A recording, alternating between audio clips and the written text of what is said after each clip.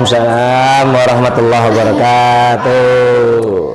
Halo teman-teman semua, selamat datang di Cosmic Talks yang seneng banget aku hari ini bisa nemenin kalian buat ngobrol-ngobrol bareng dan tentunya kita ngobrol santai tapi penuh makna. Siap. Nah, kali ini kita akan membahas tema yang menurut aku pribadi ini sangat penting, yaitu apalagi untuk kita sebagai mahasiswa. Jadi tema kita kali ini itu adalah jaga adab raih ilmu.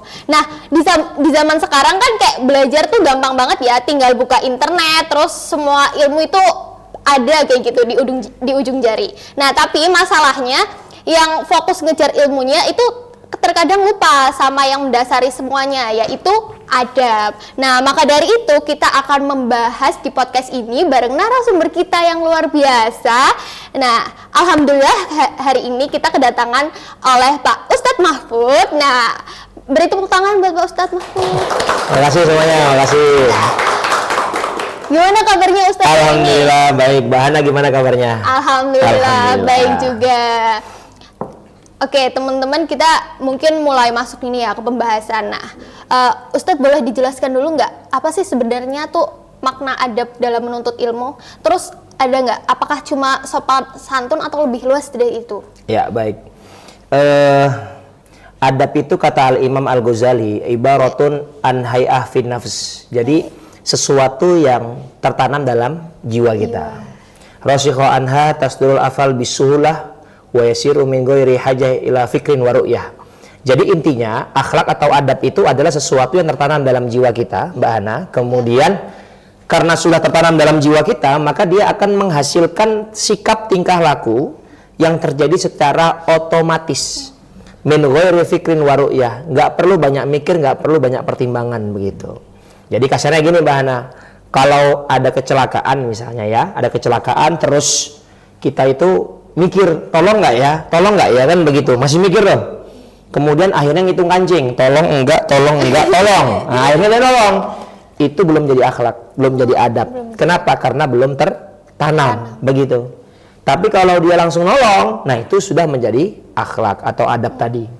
Tapi kan adab anak zaman sekarang beda, langsung keluarin HP, terjadi kecelakaan depan saya, like and share kan begitu. Itu ya akhlak zaman sekarang seperti itu begitu. Jadi adab itu secara definisi adalah segala sesuatu yang tertanam dalam jiwa dan menumbuhkan sikap yang dilaksanakan tanpa banyak mikir dan tanpa banyak pertimbangan begitu. Ngomong-ngomong tentang adab nih Ustadz, apalagi nih buat mahasiswa, kadang kan sekarang ilmu gampang diakses ya Ustadz lewat internet. Nah tapi tuh justru adab terhadap guru atau cara menyampaikan pendapat tuh sering dilupakan. Nah menurut Ustadz tuh gimana cara kita jaga adab di tengah dunia digital ini? Jadi memang ada guru yang paling pinter ya, walaupun belum bisa jadi uswah, namanya Profesor Dr. Syekh Google kan begitu. Itu paling pinter tapi belum bisa jadi uswah gitu ya. Nah masalahnya sekarang tuh informasi bisa kita update dimanapun kita berada, bahkan ya tadi Profesor Google tuh lebih penting dari dosen manapun kan begitu. Cuman dalam konteks pendidikan ada hal yang lebih penting dibandingkan sekedar transfer of knowledge, tapi transfer of adab, transfer of akhlak kan begitu. Sehingga figur seorang dosen atau guru itu bukan sekedar orang yang memberikan informasi, orang yang sekedar memberikan ilmu. Karena kalau informasi dan ilmu, tadi Profesor Google itu, Mbah Google itu lebih pintar daripada dosen manapun. Tapi bagaimana seorang guru itu mentransfer yang namanya akhlak, yang namanya adab begitu. Nah sehingga, kenapa kok anak zaman sekarang ya, mohon maaf, saya dulu waktu awal kuliah juga bingung Mbak Hana. Dulu saya tuh waktu di pondok, kebetulan saya dulu mondok di Gontor gitu ya. Kalau mau ke WC itu harus izin sama gurunya. Kalau diizinkan kita ke WC, kalau nggak diizinkan ya kita nggak ke WC begitu. Sekarang nyelonong-nyelonong aja begitu waktu kuliah. Loh, kok begitu saya bilang. Saya sampai sekarang bahkan di kuliah S2 sekalipun, waktu saya di UGM S2 itu saya setelah kuliah saya cium tangan guru kok. Saya cium tangan dosen, Pak, makasih Pak. Yang bawa bapak loh ya, kalau ibu-ibu nggak mungkin dong. Makasih Bu, nanti apalagi dosennya masih muda kan bahaya juga kan begitu. Nah jadi itu menurut saya itu adalah hal yang baik begitu, yang perlu kita tanamkan dalam dalam kehidupan sehari-hari, terutama dalam berpendidikan. Makanya ada sebuah istilah al-adab fauqal ilmi. akhlak atau adab itu di atas ilmu. Jadi kalau para ulama terdahulu sebelum mereka belajar ilmu, mereka itu belajar akhlak, mereka belajar adab begitu. Sehingga ketika sudah beradab, maka dia baru belajar ilmu. Sehingga nanti ketika berilmu, dia seperti filosofi padi, semakin berisi semakin merunduk. Sekarang kan gayanya luar biasa, mahasiswa mendebat seorang profesor itu seolah-olah dia lebih tahu kan begitu. Mohon maaf, bisa jadi memang dia lebih pintar, tapi kan ada akhlak di situ, ada adab begitu. Nah, ini yang sekarang kita krisis begitu. Sehingga nanti ilmu bukan digunakan untuk kebaikan, malah ilmu digunakan untuk keburukan kan begitu. Begitu Mbak Hana. Oke. Kadang kan ada orang yang ilmunya itu tinggi ya Ustadz, tapi tuh sikapnya nggak mencerminkan ilmunya gitu. Itu kenapa bisa begitu Ustadz? Ya, jadi ada sebuah patah Arab yang mengatakan al-ilmu bila amalin katsajari bila samarin. Jadi ilmu yang nggak diamalkan tuh bagaikan pohon yang tidak berbuah. Poin terpenting dari ilmu tuh kan adalah diamalkan begitu. Nah, banyak orang yang hari ini menjadikan ilmu tuh hanya sekedar pengetahuan gitu loh. Buat debat, buat berargumen. Padahal poin terpenting dari ilmu bukan sekedar sebagai pengetahuan, tapi sebagai pengamalan begitu. Nah, ini harus kita garis bawahi. Dan sebenarnya ini mohon maaf ya teman-teman, Umar bin Khattab itu membagi tingkatan penuntut ilmu itu menjadi 3 klasifikasi. Jadi mohon maaf nih, nanti kalau ada pertanyaan Mbak Ana, kok ada orang-orang yang berilmu tapi nggak ada akhlaknya 0 kan gitu, IPK 4, attitude 0 kan begitu kan, ada yang seperti itu ya. Betul. Nah, sebenarnya itu bentuk ketidakpunyaan ilmu. Terus ini Ustadz, bener gak sih Ustadz kalau misal ilmu yang diperoleh tanpa adab itu justru bisa jadi mudarat? Ya. Ada contoh nyatanya nggak Ustadz? Oke. Sederhana sih. Jadi kalau dulu ya saya nggak tahu ya, teman-teman dulu ada istilah ngalap berkah begitu kan, nyari berkah. Apa itu Ustadz? Nah, berkah itu kata para ulama al barakatu hiya ziyadatul khair. Kan ada ulang tahun, semoga umurnya berkah, betul? Ya, betul. Ada yang wisuda, lulus, semoga ilmunya berkah, betul nggak? Ada yang menikah, semoga pernikahannya berkah. Punya anak, punya rumah, semoga anaknya, rumahnya, keluarganya berkah, betul? Betul. Kita sering bilang berkah, tapi apa itu berkah? Al barakatu hiya ziyadatul khair. Berkah itu artinya adalah bertambahnya kebaikan. Artinya, kalau kita mengidentifikasi keberkahan sesuatu adalah apabila dia memiliki sesuatu tersebut, maka dia tambah baik. Itu termasuk ilmu. Ketika dia punya ilmu, dia makin tawadhu, dia makin baik, itu berkah. Dia punya uang, makin banyak uangnya, makin banyak sedekahnya, makin baik orangnya, itu berkah. Kaya, makin bagus mobilnya, makin megah rumahnya, dia makin baik orangnya, makin tawadhu, itu berkah. Begitu.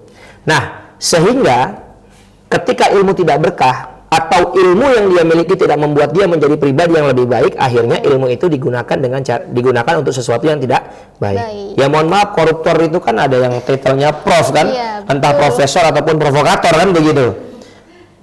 Ya secara akademik dia sudah belajar bahkan dari tingkat S1, S2, S3 dan seterusnya, tapi ternyata ilmu yang dia miliki bukan digunakan untuk kebaikan, justru untuk keburukan. Jadi sebenarnya Indonesia itu tidak kekurangan orang pintar, kita kekurangan orang jujur, kita kekurangan orang yang berakhlakul karimah. Maka itu dia, ini penting sekali teman-teman komunikasi Unisa ini membahas tema yang sangat bagus. Bagaimana kita mengedepankan ilmu, mengedepankan akhlak di atas ilmu. Sehingga ilmu yang kita miliki bukan untuk keburukan tapi untuk kebaikan. Nah, menurut Ustadz sendiri, adab yang paling mendasar yang wajib ya dijaga oleh siapapun itu tuh apa Ustadz? Ketika sedang menuntut ilmu nih. Sederhana sebenarnya. Jadi dalam Islam itu ada konsep sunnah teman-teman. Sunnah itu ada 3. Pertama, sesuatu yang dikatakan Rasulullah. Yang kedua, sesuatu yang dilakukan Rasulullah. Yang ketiga, sesuatu yang dibenarkan oleh Rasulullah. Pertanyaan sederhana. Kita kan sekarang lagi kuliah nih, lagi belajar, betul nggak? Pertanyaan saya, dulu para sahabat di zaman Rasulullah kuliah nggak sama Rasulullah? Belajar nggak sama Rasulullah? Belajar dan, ya kan? Mereka duduk bersama Rasulullah menuntut ilmu, mendengarkan ayat-ayat Al-Quran dari Rasulullah, betul? Ya sudah, maka akhlaknya adalah bagaimana akhlak para sahabat di zaman Rasulullah itu belajar kan begitu. Ya, pertama mendengarkan, dalam konteks itu dia memperhatikan guru dan seterusnya, memperhatikan itu. Bahkan dulu waktu saya di pondok itu, kiai itu pernah menyampaikan pidato dan santri itu diminta untuk maju, bukan menyebutkan apa yang di poin-poin penting yang disampaikan kiai, bukan poin, coba sebutkan poin-poin apa yang saya sampaikan, bukan, tapi tolong ulangi apa yang saya katakan dari salam, dari opening. Biasanya kan kalau kiai itu openingnya innal hamdalillah, begitu kan? Betul. Walaupun sekarang nggak ada kan dosen yang ngajar alhamdulillah wa syukurillah amma ba'du baru dia ngajar kan begitu. Iya. Kita diminta begitu. Jadi bukan sekedar poin-poin penting yang disampaikan. Ya, ini teman-teman coba nanti habis ini bahannya ditanyain satu-satu. Pasti beda-beda poin-poin yang didapatkan dari diskusi kita hari ini, betul nggak? Betul. Nah, tapi disuruh mengulangi apa yang dikatakan oleh kiai dari A sampai Z. Entah itu batuknya, entah itu openingnya, entah itu anak-anakku, kan begitu openingnya seterusnya. Sampai batuknya juga, Ustadz. Jadi begitu. Artinya apa? Pay attention well itu penting sekali. Dan ini krisis generasi sekarang susah untuk pay attention, betul nggak? Ya teman-teman, lo coba setengah jam main dengan kuliah tuh sudah pengen ngambil HP lah dan seterusnya. Itu. Terus Al-Imam Syafi'i mengatakan cara terbaik mengikat ilmu adalah dengan menulis. Jadi memperhatikan itu penting, tapi untuk mengikat ilmu yang kita miliki itu dengan menulis. Walaupun banyak dosen sekarang mengatakan nggak usah ditulis, nanti saya share PPT-nya kan begitu. Iya, betul. Jangan terpengaruh dengan kata-kata itu ya. Ya, tulis Karena cuma disimpan. Betul, karena PPT itu cuma dibaca dan sebentar aja akan hilang. Cara terbaik untuk mengikat ilmu versi Al-Imam Al-Ghazali, Al-Imam Asy-Syafi'i, mohon maaf. Al-Imam Asy-Syafi'i adalah dengan menulis. Jadi teman-teman nih kalau nggak tahu, susah nggak ngafalin mata kuliah, ya susah ngafalin, jangan menghafal PPT, hafal apa yang sudah kamu tulis. Kenapa? At least, which is ya, nah, apa yang sudah kamu tulis itu sudah kamu ikat, sehingga jauh lebih mudah untuk dihafalkan. Begitu. Jadi ada mahfuzat yang masyhur itu, akhi lantana dan ilma illa bisittatin. Pernah dengar nggak teman-teman? Belum ya? Ya sudah. Saun dikanta. Jadi ada 6 hal cara mendapatkan ilmu.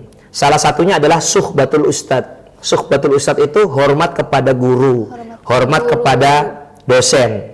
Jadi bagaimana kita menghargai guru dan seterusnya. Bahkan kalau di pesantren tradisional itu ketika ada guru, pecinya taruh di meja, nggak ada murid yang berani keluar begitu. Karena apa? Takut sama pecinya guru kan begitu.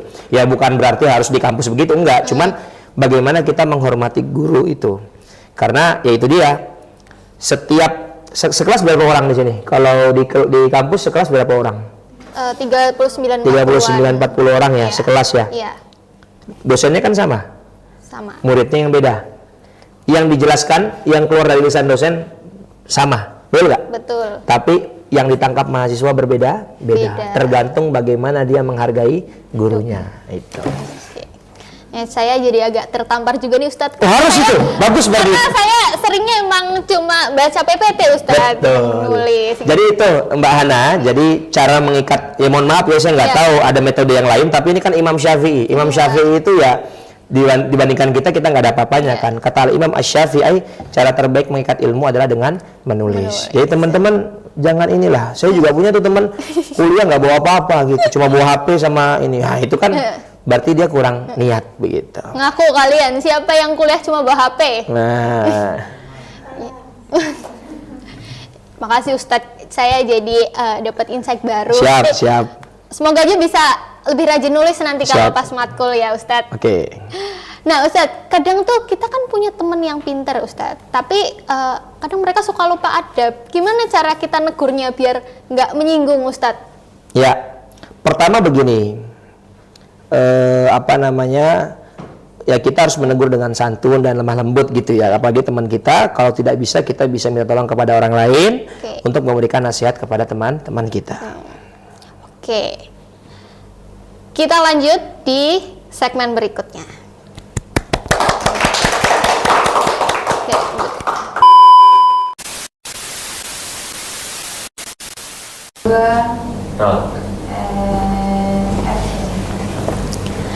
Nah Ustadz, lanjut lagi nih. Apa yang harus kita lakukan untuk memastikan bahwa ilmu yang kita dapatkan itu bukan hanya meningkatkan kecerdasan, tetapi juga membentuk karakter yang baik, Ustadz. Gimana tuh caranya, Ustadz? Ya, jadi kalau kita buka kitab-kitab fikih, bab pertama itu bab niyah, bab niat begitu. Kata Rasulullah dalam hadisnya, innamal a'malu binniyah wa innamal likulli imri'in ma nawa. Jadi sesungguhnya segala perbuatan itu tergantung niatnya.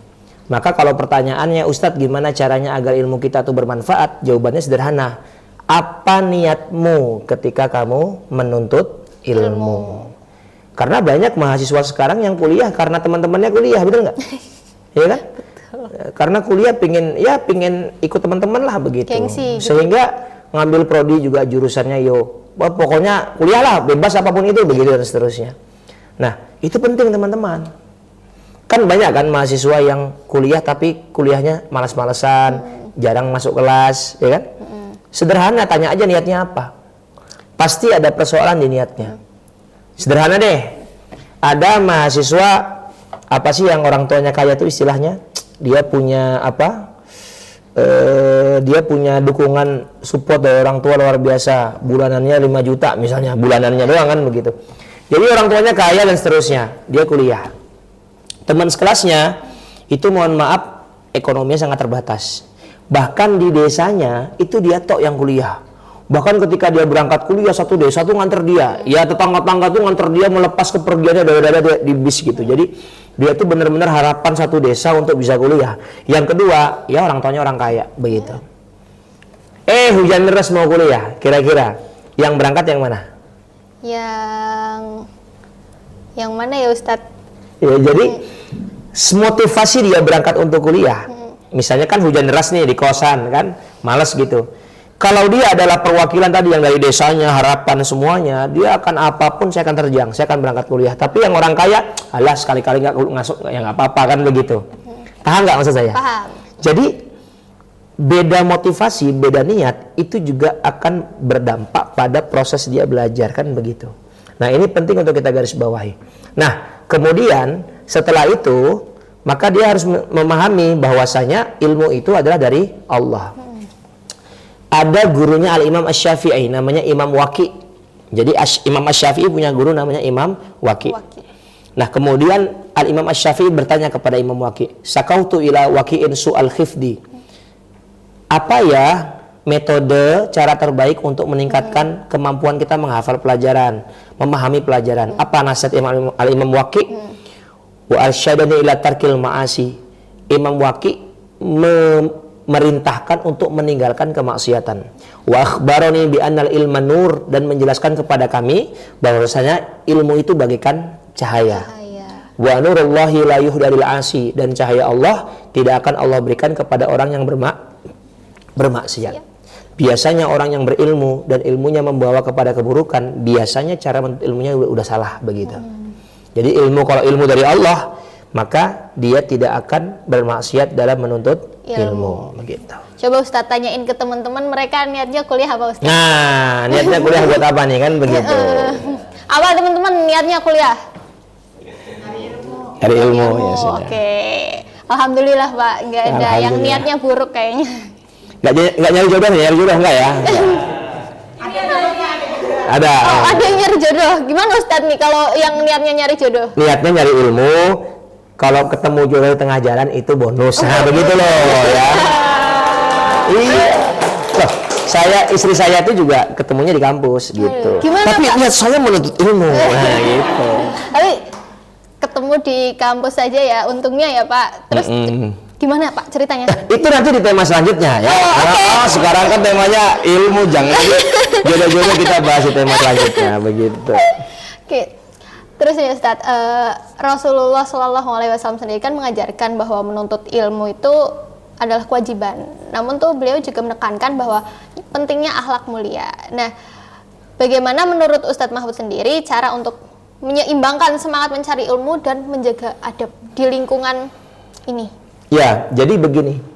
Akhlak itu punya punya posisi yang sangat penting dalam agama Islam. Bahkan Rasulullah itu kan diutus untuk menyempurnakan akhlak. Innama bu'ithtu liutammima makarimal akhlak. Rasulullah itu diutus untuk menyempurnakan akhlak. Rasulullah itu kan penting sekali dalam kehidupan kita. Tapi begitu pentingnya kehadiran Rasulullah di dunia, Rasulullah menegaskan aku itu diutus untuk menyempurnakan akhlak. Berarti kan begitu pentingnya akhlak itu, adab itu kan begitu. Nah kemudian akhlak itu adalah buah dari iman. Jadi untuk mengidentifikasi bagaimana iman seseorang, kita bisa melihat dari mana bagaimana akhlak kehidupannya kan begitu. Nah makanya nggak bisa kita punggiri, kita harus belajar akhlak begitu. Kita tahu pengertian komunikasi, kita tahu bagaimana tips untuk memberikan komunikasi yang baik. Tapi kita harus tahu dong bagaimana akhlak dalam berkomunikasi. Kan itu lebih penting. Ya, sehebat apapun kita, tapi kalau kita, ya mohon maaf misalnya, ini karena kebetulan saya kan trainer juga gitu ya. Jadi saya beberapa kali ngisi training public speaking.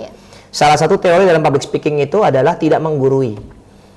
Kenapa? Karena kalau kita tidak menggurui, itu audiens jauh lebih bisa menerima apa yang kita katakan. Sederhana.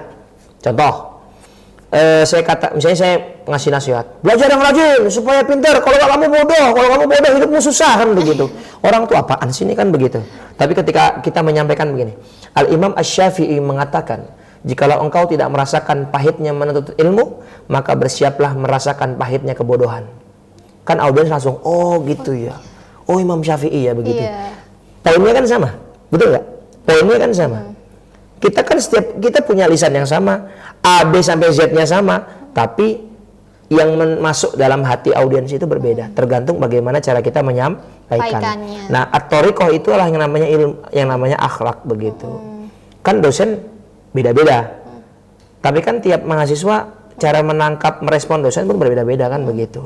Nah, jadi teman-teman sekalian, ini pentingnya akhlak, sehingga menuntut ilmu yang mungkin bukan hanya untuk masa depan dunia, tapi juga bisa menjadi masa depan di akhirat. Caranya adalah kita belajar akhlak agar cara menuntut ilmu kita itu baik, ilmu kita dapatkan dengan baik, dan pada akhirnya ilmu ini akan mengantarkan kita kepada kebaikan begitu. Masya Allah.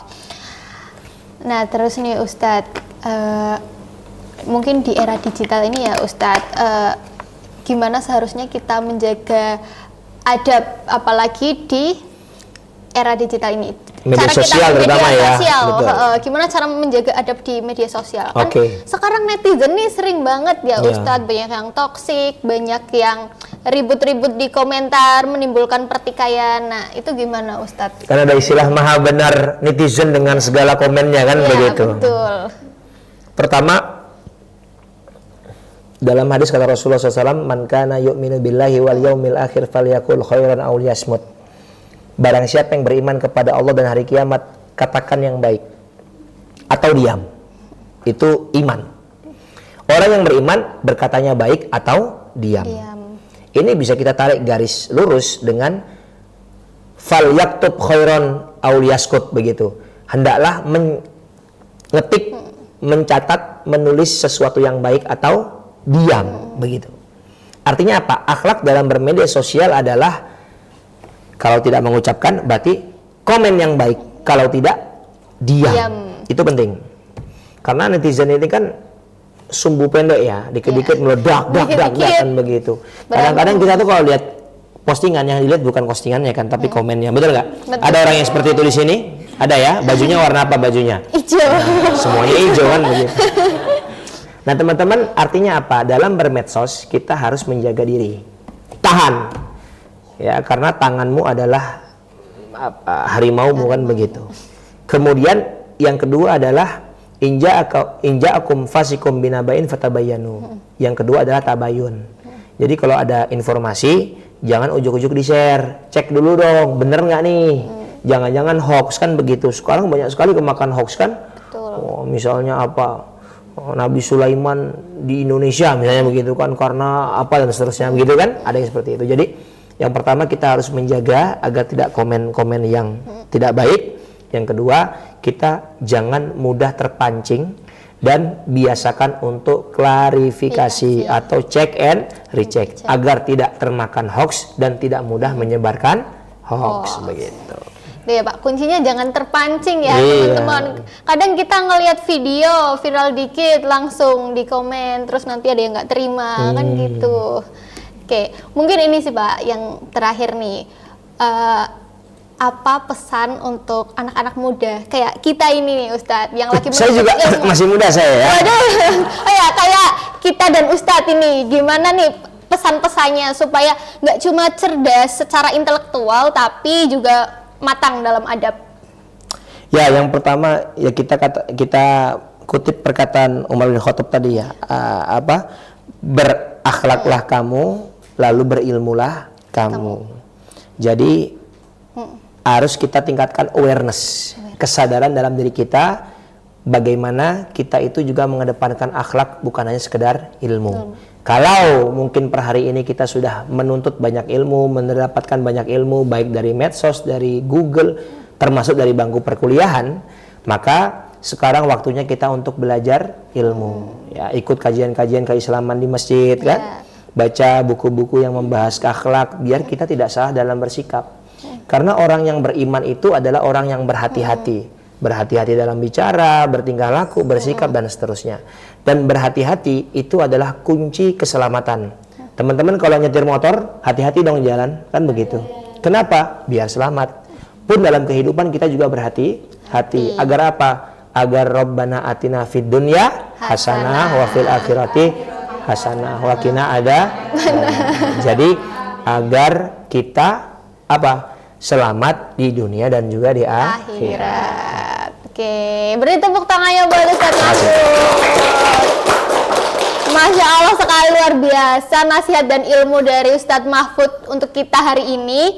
Dan dari obrolan kita tentunya kita bisa belajar bahwasanya menuntut ilmu itu bukan hanya sekedar menambah pengetahuan, tapi juga harus dibarengi dengan menjaga sikap agar kita bisa meraih kebahagiaan dunia dan akhirat. Amin, gitu ya Ustadz. Siap. Oke. Nah teman-teman, ini adalah akhir dari podcast kita. Oh iya Pak, satu kata buat Cosmic Talk apa Pak? Kosmik luar biasa.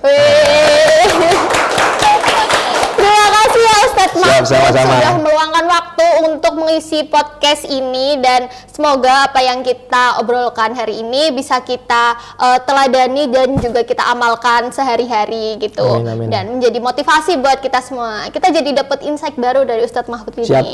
Nah, dan terima kasih juga buat teman-teman semua yang sudah setia mendengarkan saya dan juga Ustadz Mahfud tadi ngobrol-ngobrol. Seru nggak teman-teman? Seru! Kalau seru, jangan lupa nantikan podcast kita di episode selanjutnya. Sekian dari kami. Wassalamualaikum warahmatullahi wabarakatuh. Waalaikumsalam warahmatullahi wabarakatuh.